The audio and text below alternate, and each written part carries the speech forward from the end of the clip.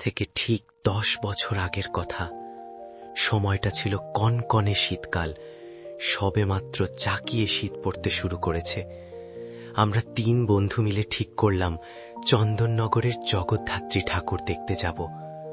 তখন আমরা অনেকটাই ছোট, পকেটে খুব একটা পয়সা করি নেই, কিন্তু চোখে মুখে এক রাস উত্তেজনা আর ঠাকুর দেখার অদম্য নেশা। তাই ঠিক হলো সাইকেলে করেই চন্দননগরে পাড়ি দেব। মেলা প্রাঙ্গণে পৌঁছনোর পর সব ক্লান্তি দূর হয়ে গেল। আলোয় ঝলমল করছে চারদিক, প্যান্ডেলে প্যান্ডেলে মানুষের ঢল আর অসাধারণ সব প্রতিমা। আনন্দে, আড্ডায় আর ঠাকুর দেখতে দেখতে কখন যে ঘড়ির কাঁটা মাঝ রাত পেরিয়ে গেছে আমরা টেরই পাইনি। যখন আমাদের হুঁশ ফিরল তখন চারপাশ অনেকটাই ফাঁকা হয়ে এসেছে। আমরা বুঝতে পারলাম বাড়ি ফিরতে আজ অনেক দেরি হয়ে গেল। রাতের অন্ধকার তখন আরো গাঢ়, শীতের দাপটও যেন দ্বিগুণ বেড়েছে। আমরা যখন বাড়ির দিকে রওনা দিলাম তখন জিটি রোড প্রায় শুনশান।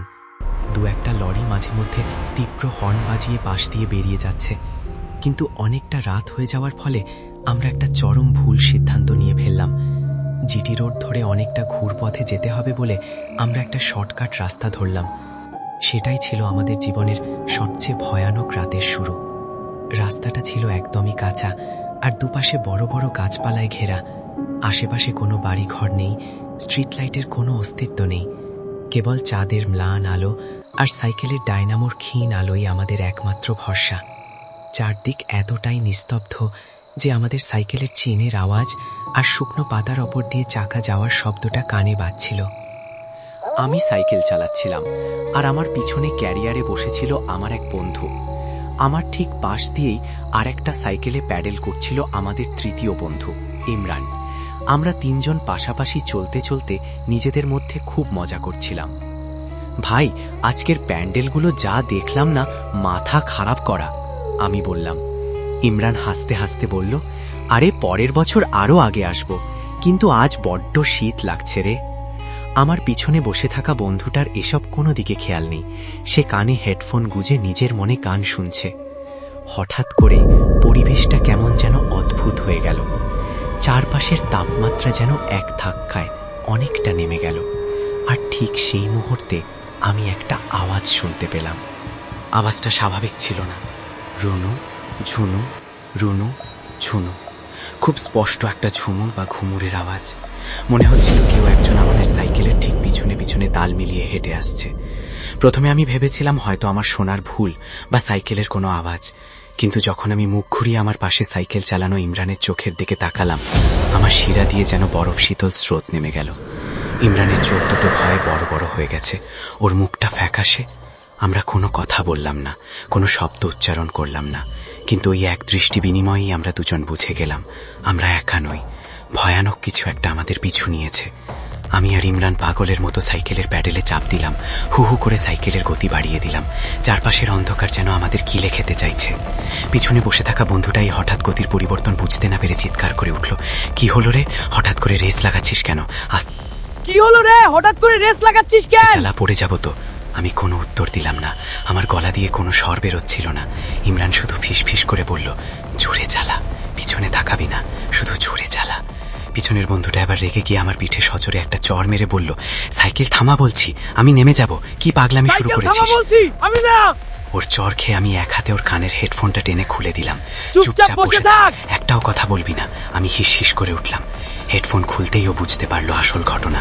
ওর চোখ মুখের বিরক্তি 1 সেকেন্ডে আতঙ্কে পরিণত হলো, কারণ সাইকেলের গতি আমরা যত বাড়িয়েছি ওই রুনু ঝুনু আওয়াজটাও ঠিক ততটাই বেড়েছে, যেন কেউ দৌড়ে আমাদের সাথে পাল্লা দিচ্ছে।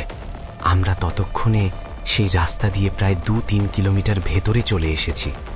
ফিরে যাওয়ার কোনো উপায় নেই, আর সামনে শুধু ঘুটঘুটে অন্ধকার।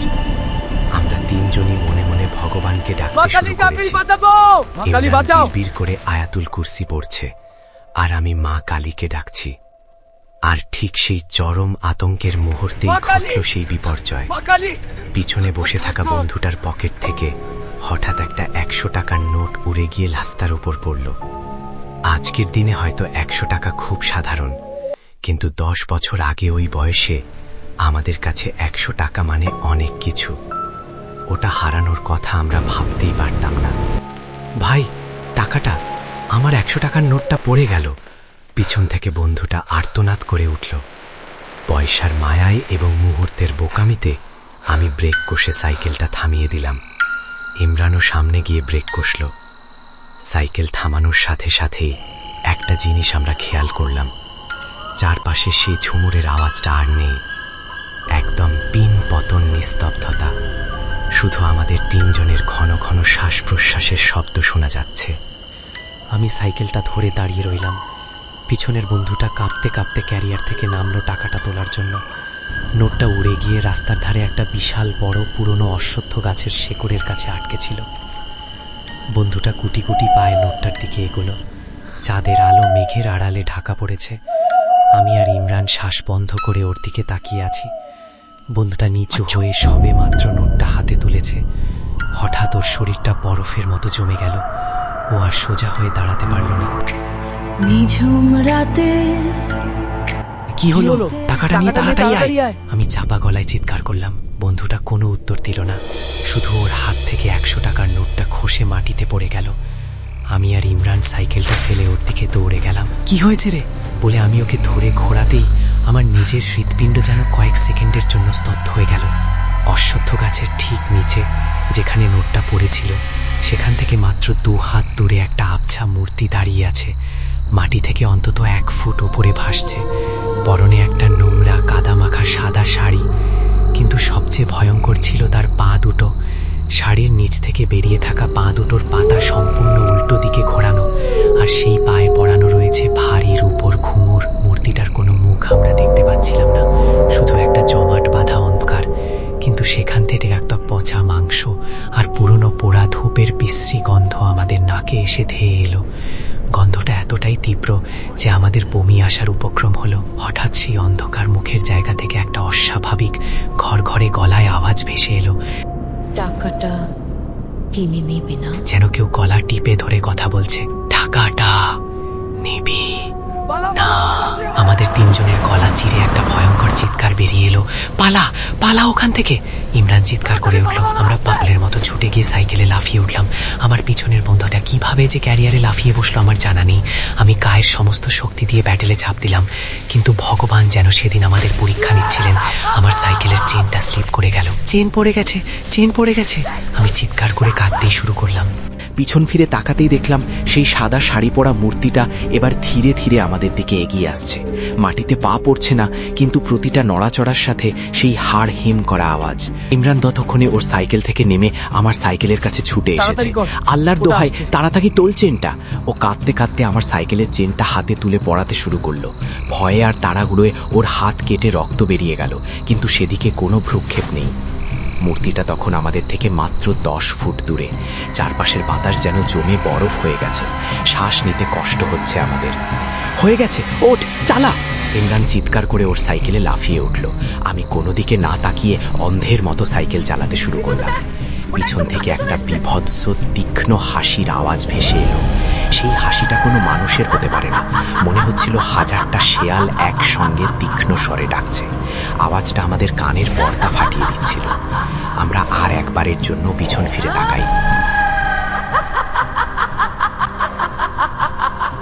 পকেটের সেই 100 টাকা ওই অশ্বত্থ গাছের নিচেই পড়ে রইল। আমরা কিভাবে যে সেই অন্ধকার রাস্তা পেরিয়ে লোকালয়ে আলোতে এসে পৌঁছালাম তা আজ আর ঠিক মনে নেই। যখন একটা পরিচিত বাজারের কাছে এসে পৌঁছালাম, আমরা তিনজনেই সাইকেল থেকে ছিটকে রাস্তার উপর পড়ে গেলাম। আমাদের তিনজনেরই মুখ দিয়ে গ্যাজলা বেরোচ্ছে। কথা বলার মতো একটা শব্দও আমাদের গলায় অবশিষ্ট নেই।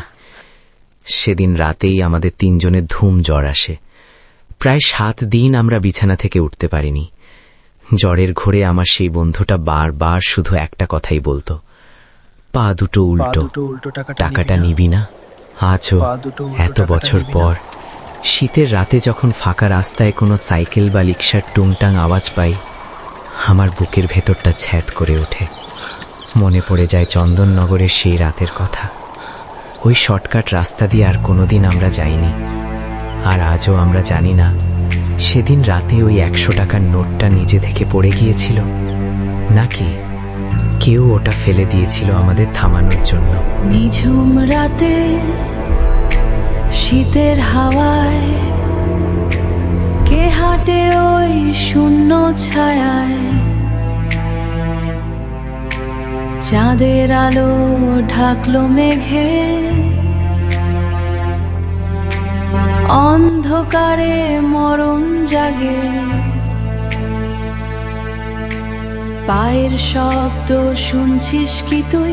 পিছন ফিরে তাকাস না রে, তাড়াতাড়ি কর, রক্তে ভেজা এই তো পুরনো সেই ভূমি। অশুভ গাছ, পুরনো সেই অশ্বত্থ গাছ, শেয়ালেরা গাইছে গান। কেউ ছিল যে বলেছিল কখনো ছেড়ে যাবে না, কিন্তু সেই রাতেই সব শেষ হয়ে গেল, রাখতে শেষ কি হয়ে গেল। আর পারবি প্রাণ? এই রাতটা কেমন যেন অদ্ভুত লাগছে। 100 টাকার ওই কাগজে লুকিয়েছিল মৃত্যু ফাঁদ। আজকে রাতে কেউ বাঁচবে না, ডাকছে তোদের আমার সুইটিকে ছেড়ে দাও। সাদা শাড়ি কাদা মাখা, উল্টো পায়ে আসছে ধেয়ে, সুইটি, চোখ দুটো তার অন্ধকালো, আমাকে ফেলে যাস না, না। ঠান্ডা চোখে তোদের চেয়ে, পচা মাংসের গন্ধ আসে, বন্ধ হবে নিঃশ্বাস। পালাবি কোথায়, যাবি কোথায়? হারিয়ে যাবে সব বিশ্বাস।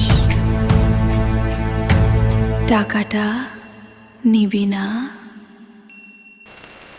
ছেড়ে দিয়ে যাবি না।